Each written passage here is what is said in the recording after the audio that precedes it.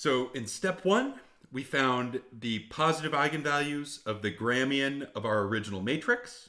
In step 2, we found bases for each of the eigenspaces of the Gramian of our original matrix and organized that data into a factorization. We found that the Gramian of our original matrix was V times D times V conjugate transpose, where here D is a diagonal matrix whose diagonal enumerates the positive eigenvalues of the Gramian, and V has columns that give orthonormal bases for the eigenspaces of the Gramian. Step 3 is merely just applying formulas to get the rest of our factorization. We need to define a matrix sigma as the square root of D, and then define a matrix U as A times V times sigma inverse. So let's calculate sigma because that one's quick.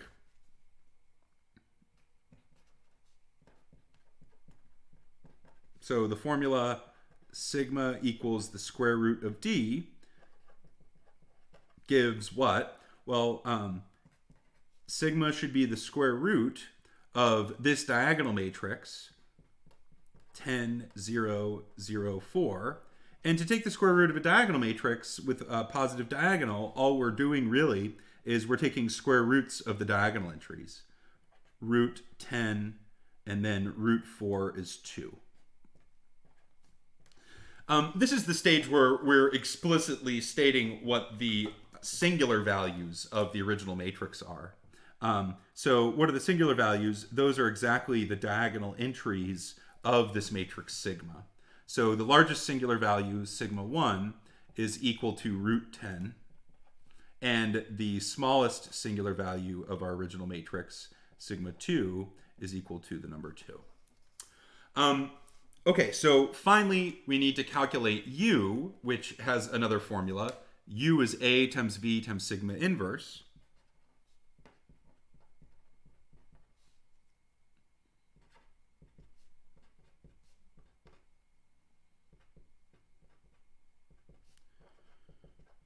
So this will be the most labor-intensive part of this particular video. So what is our U going to be now? Well, U is equal to, so we need to remember our original matrix A, and the columns of our original matrix A were -1, -1, 0, 2, then 0, 2, 0, 0, and 0, 2, 0, 0. So that's A. Then we need to multiply by V, which came from step 2 when we factored the Gramian according to the spectral theorem. So this is V, and the columns of V are 1 over root 3, -1 over root 3, and then -1 over root 3. And then the second column is 2 over root 6, 1 over root 6, and then 1 over root 6. And then finally, we need to multiply by sigma inverse. So sigma inverse is the inverse of our diagonal matrix, which was obtained by taking the square root of D here. Well, to invert this diagonal matrix, we actually don't need to do very much work at all. We simply need to take the reciprocals of our diagonal entries. So sigma inverse ends up being 1 over root 10 on the diagonal, and then 1 over root 2 on our diagonal. And when we multiply all three of these matrices together, we get a new matrix, and I won't bore you with the arithmetic. We end up with our first column being, let's see here, -1 over root 30, -5 over root 30, 0, and then 2 over root 30. And our second column is -1 over root 6, 1 over root 6, 0, and 2 over root 6. So that's our U that will pop up in our singular value decomposition. So in this step, we've calculated sigma and we've calculated U. And in the previous step, we found our matrix V. So we're actually done with our singular value decomposition. Let's write this singular value decomposition out in its full glory here. So, so finally, we have our singular value decomposition. I'm going to be careful to write this out so that I fit it on the page nicely. I'm trying to write big enough so that you can see, but small enough that I can fit everything. So let's see if I can't do it. The original matrix A had columns -1, -1, 0, 2, and then 0, 2, 0, 0, 0, 2, 0, 0. So that was our matrix A. In step 3, we just calculated our matrix U, and the matrix U had columns given by -1 over root 30, -5 over root 30, 0, and 2 over root 30. So -1 over root 30, -5 over root 30, 0, and 2 over root 30. So that's the first column of U. The second column of U was -1 over root 6, 1 over root 6, 0, and 2 over root 6. So that's U. Then sigma in the singular value decomposition is the diagonal matrix obtained by taking the square root of D, which was home to the eigenvalues of the Gramian.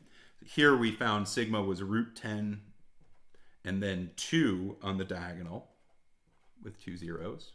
And then V conjugate transpose was obtained from the V we found when we factored the Gramian. So V star here, what were those entries? We had 1 over root 3, 2 over root 6, then -1 over root 3, 1 over root 6, and then finally -1 over root 3, and 1 over root 6.